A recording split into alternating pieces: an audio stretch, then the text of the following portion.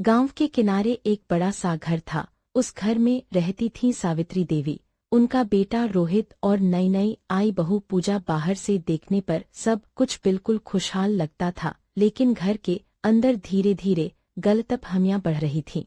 एक सुबह पूजा जल्दी उठकर रसोई में खाना बना रही थी। वह चाहती थी कि उसकी सास खुश हो जाए, लेकिन किस्मत को कुछ और मंजूर था। पूजा, अरे कहाँ मर गई? आवाज देते देते मेरा गला सूख रहा है। कमबख्त का अता पता नहीं। जी मम्मी जी, कहो क्या बात है। पूजा, दाल में नमक कम है। तुम्हें इतना भी नहीं आता? माजी, मैंने चक्कर ही डाला था। लगता है कोई जानबूझकर उसमें और डाला हो। तेरी इतनी हिम्मत, मुझसे जुबान लड़ाती हो? आने दे तेरे पति को, तुझे घर से बाहर न करवाया तो देख। बेचारी पूजा चुपचाप आंसू बहाती पर सास को एक भी नहीं कहती, रोते हुए चली जाती है। सास मजे ले लेकर हंसने लगती है।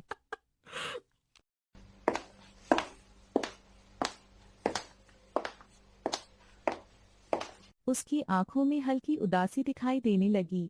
उसे लगने लगा कि चाहे वह कितना भी अच्छा काम करे, उसकी सास कभी खुश नहीं होंगी। दिन गुजरते गए और छोटी छोटी बातें अब बड़े झगड़ों में बदलने लगी। घर में हंसी कम और तकरार ज्यादा होने लगी। एक दिन पूजा अपनी माँ से फोन पर बात कर रही थी। इतने में सावित्री देवी ने उसकी बात सुन ली। उन्हें लगा कि पूजा उनकी बुराई कर रही है। अगर इतना ही बुरा लगता है तो चली जाओ अपने मायके। मैंने ऐसा क्या कर दिया माँ जी? आजकल की बहुओं को बस आराम चाहिए। और सासों को सिर्फ बहू में गलती दिखती है। तभी रोहित ऑफिस से घर लौटा। बस कीजिए आप दोनों, ये घर अब घर जैसा नहीं लग रहा। उसने घर का माहौल देखा और परेशान हो गया। शाम को पड़ोस की शर्मा आंटी घर आई। उन्होंने माहौल देखकर तुरंत समझ लिया कि घर में कुछ ठीक नहीं है। क्या बात है सीमा जी, आप सब लोग इस तरह खामोश क्यों हैं एक दूसरे से? आखिर बात क्या है? मुझसे क्या पूछते हो? पूछो उस शैतान से। हर दिन पीट पीट अपनी माँ से मेरी बुराइयां करती रहती है।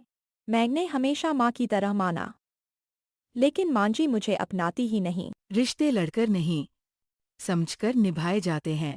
मैंने इसे बेटी माना, लेकिन ये मेरी इज्जत नहीं करती। कमरे में कुछ पल के लिए सन्नाटा छा गया।